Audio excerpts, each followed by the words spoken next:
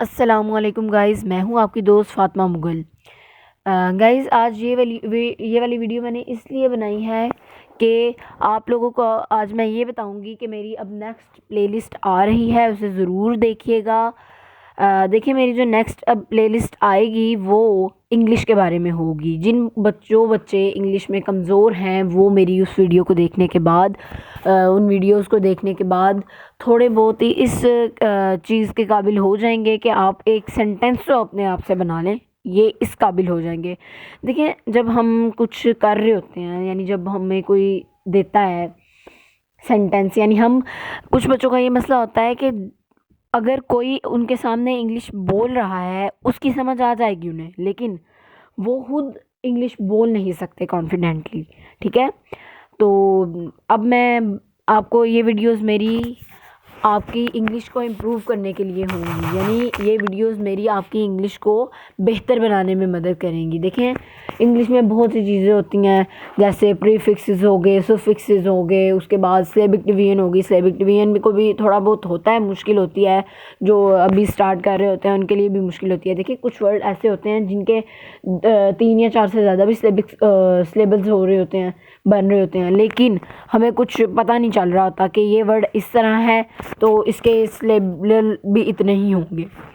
उसके बाद मैं आपको एलिमेंट्स ऑफ स्टोरीज़ बताऊंगी, मैं आपको स्टीम एंड स्कैन बताऊंगी इंशाल्लाह, सिनोनिम्स, एंटोनिम्स और डिप्थोंग्स, ट्रिप्थोंग्स ये बताऊंगी। उसके बाद मैं आपको वॉल्स का भी ठीक तरह इस्तेमाल बताऊंगी। देखें, कुछ लोग कहते हैं कि कहीं जिस जगह पर ए ई आई हो यू ही यूज़ हो रहा है ना, वहीं पे ही ए एन लगना है, लेकिन वो मतलब ठीक इन्फॉर्मेशन है, लेकिन इतनी ठीक नहीं है। यानी यही नहीं है कि जहाँ पर वो ए ई आई ओ यू लग रहा है वहाँ पे क्यों लग रहा है, वहाँ पे ही सिर्फ क्यों लग रहा है, और भी जगह पे लगता है एन।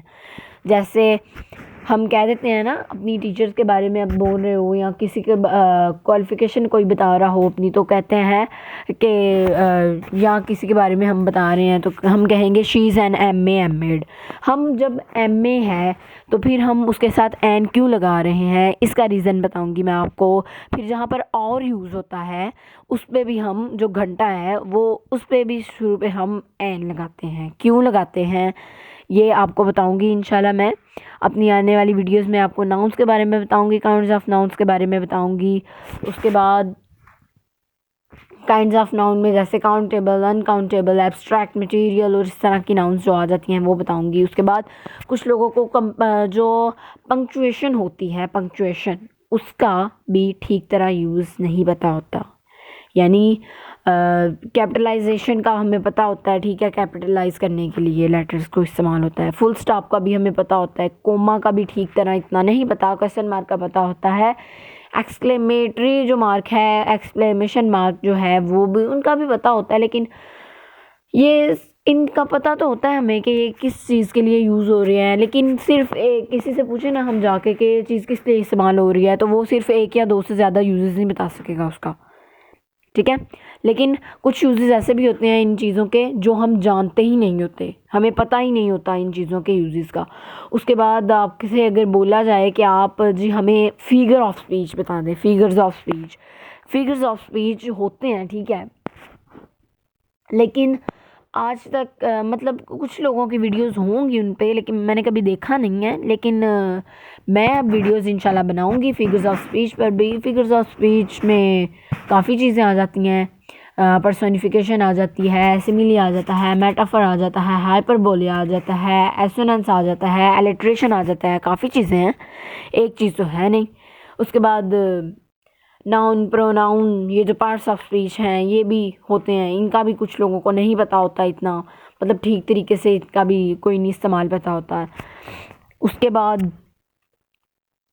कुछ लोगों को तो इनकी आगे जैसे नाउन है उसकी काइंड्स, टाइप्स, सारा कुछ मिक्स कर देते हैं लोग।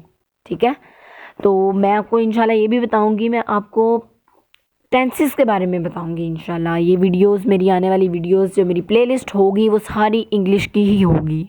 देखें, मैं आपको इंशाल्लाह टेंसेस का बताऊंगी। टेंसेस अब होते हैं प्रेजेंट है, पास्ट है, फ्यूचर है, उनमें भी आगे चार चार होते हैं। ठीक है, उनमें भी सिंपल होता है, कॉन्टिन्यूस होता है, नेगेटिव, और उनमें भी जो होते हैं तीन किस्म के इस्तेमाल होते हैं। अफर्मेटिव होते हैं, नेगेटिव होते हैं, इंट्रोगेटिव होते हैं। और वो उसके बाद कुछ लोगों को पैराफ्रेजिंग स्किल्स भी कोई नहीं पता होती। पैराफ्रेजिंग होती क्या है? समराइज़ और पैराफ्रेज दोनों को एक ही चीज़ समझा जाता है, लेकिन वो दोनों एक चीज़ नहीं होती। और उसके बाद आप लोगों को मैं एलिमेंट्स ऑफ स्टोरीज़, वो भी मैंने आपको शायद बताया पहले, लेकिन मुझे याद नहीं है मैंने बताया। उसके बाद वोकैबुलरी एंड ग्रामर कोई नहीं ठीक किसी की भी, मतलब होगी लेकिन इतनी ठीक नहीं।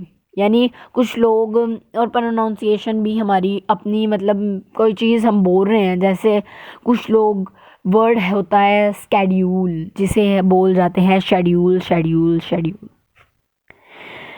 देखें हमारी जो कुछ वर्ड्स होते हैं जिनकी हम कहते हैं कि सबकी अपनी अपनी प्रोनाउंसिएशन है, लेकिन हम इस तरीके से ना बोलें वर्ड को कि वो गलत ही हो, इस तरीके से तो नहीं ना बोलना चाहिए। देखें फिर कंपाउंड वर्ड्स होते हैं, फिर प्रूफ रीडिंग, एडिटिंग होती है। उसके बाद नाउन्स के एडजेक्टिव में कैसे चेंज करते हैं, वर्ब्स को एडजेक्टिव में कैसे चेंज करते हैं। उसके बाद आर्टिकल्स, द और दी,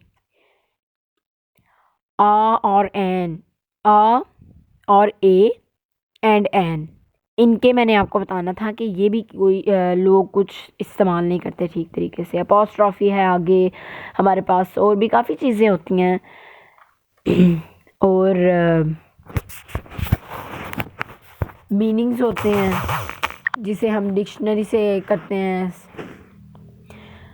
उसके बाद हमारे पास और भी काफ़ी चीज़ें होती हैं। ग्रामर हमारी इतनी सी तो है नहीं, छोटी सी तो है नहीं है कि ग्रामर में ये बस 4-5 चीज़ें आ गई हैं तो हमारी ग्रामर कंप्लीट। नो, ग्रामर में और भी काफ़ी चीज़ें होती हैं, एब्रीविएशंस होती हैं।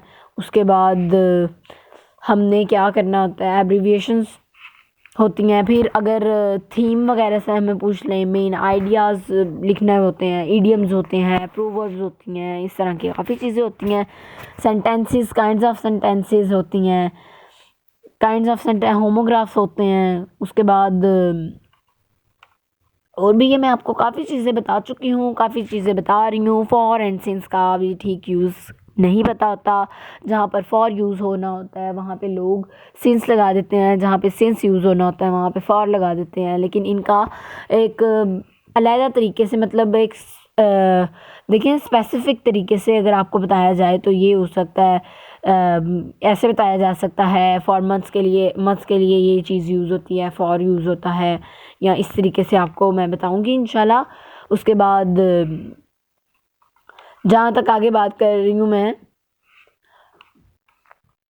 कुछ लोगों को ये एसेज वगैरह में लिखने में भी बहुत परेशानी होती है। ओरल कम्युनिकेशन स्किल्स यानी ये जो रीडिंग होती है उनमें बहुत परेशानी होती है। इंशाल्लाह आपकी मेरी अगली वीडियोस वॉच करने के बाद आप लोगों की ये जो प्रोनाउंसिएशन है वो भी इंशाल्लाह ठीक हो जाएगी, वोकैबुलरी भी ठीक होगी।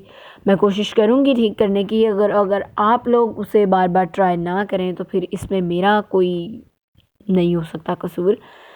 देखें एब्रीविएशंस होती हैं, एक्रोनिम्स होती हैं। उसके बाद डायरेक्ट इनडायरेक्ट के बारे में मैंने आपको नहीं बताया, और ये वीडियो मैंने अपलोड करने का मेरी मेन वजह ही ये थी कि मैंने डायरेक्ट इनडायरेक्ट वैसे समझाना चाहती थी, लेकिन मैंने आपको और भी काफ़ी चीज़ें बता दी हैं। इंशाल्लाह मैं आपको वो भी बताऊँगी। उसके बाद एडवर्ब्स की टाइप्स होती हैं, क्लॉजेज़, फ्रेजेस, इनका नहीं पता होता लोगों को। उसके बाद डायरेक्ट इनडायरेक्ट की बात कर रही थी मैं कि डायरेक्ट इनडायरेक्ट टेंसेस में भी चेंज होते हैं, सेंटेंसेस में भी चेंज होते हैं। और राइटिंग स्किल्स नहीं अच्छी। उसके बाद कैपिटोनिम होते हैं, और डिनोटेटिव मीनिंग्स होते हैं, कॉनोटेटिव मीनिंग्स होते हैं। इस तरह की और भी काफ़ी ग्रामर होती हैं, कंजक्शंस होती हैं, कोऑर्डिनेटिंग एंड सबऑर्डिनेटिंग, काफ़ी चीज़ें होती हैं। आज की मेरी इतनी ही वीडियो। ओके, अल्लाह हाफिज़। आपको इंशाल्लाह मेरी अपकमिंग वीडियोस देखिएगा। इंशाल्लाह आप लोग इस काबिल हो जाएंगे कि आप लोगों को कुछ पता चलेगा इंग्लिश के बारे में। ग्रामर के बारे में आपको पता चलेगा। मेरे चैनल को देखते रहिए, सब्सक्राइब कीजिए, लाइक कीजिए मेरी वीडियोस को। ओके, अल्लाह हाफिज़।